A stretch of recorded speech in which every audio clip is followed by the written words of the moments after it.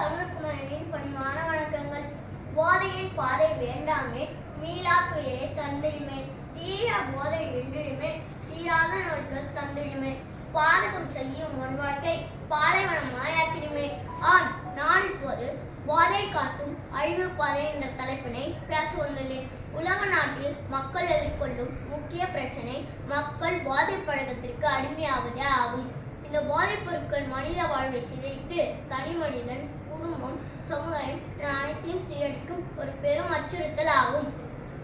எளிய தலைமுறையினரே அதிகம் குறிவைத்து பரவும் இந்த போதை பழக்கம் நாட்டின் எதிர்காலத்திலேயே கேள்விக்குறியாக்கி வருகிறது. போதை போதை இது மரணத்தின் பாதை, போதை மரணத்தின் தரும் ஒரு மாயவலை என்ற வரிகளுக்கேற்ப போதைப் பொருட்கள் நம்ம அறியாமையே நம் வாழ்வில் சுரையாடும் மாயவலை.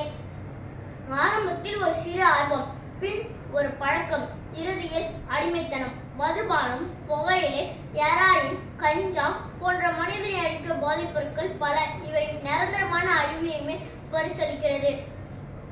வாழ்க்கை என்ற பூந்தோட்டம் போதையால் இன்று அது போராட்டம். போதை நாட்டிற்கும் வீட்டிற்கும் கேளிர் என்ற பாடல் வரிகளுக்கேற்ப போதைப் பொருட்களின் பயன்பாடு தனி மனிதனை மட்டும் பாதிப்பதில்லை. இதன் விளைவுகள் குடும்பத்தையும் சமூகத்தையும் நாட்டையும் சீரழிக்கிறது.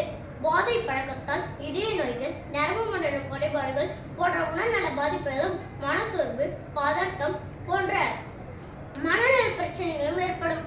மேலும் இவை திருட்டு, வன்முறை போன்ற குற்றச் செயல்களுக்கும், கல்வியின்மை, வேலையின்மை போன்ற குடும்ப பொருளாதார நெருக்கடிகளுக்கும் காரணமாகின்றது. ஒவ்வொரு ஆண்டும் ஜூன் மாதம் 26ஆம் தேதி சர்வதேச போதை ஒழிப்பு தினம் அனுசரிக்கப்படுகிறது. போதை இல்லாத சமூகத்தை உருவாக்குவதே தனி மனிதனின் பொறுப்பு மட்டுமே என்று சமூகம் மற்றும் அரசாங்கத்தின் கூட்டு முயற்சி ஆகும். வாழ்வை அளிக்கும் நச்சு வரை போதை என்ற பெயரை விழிக்காதே. இளைஞனை விழிக்க வேண்டும்,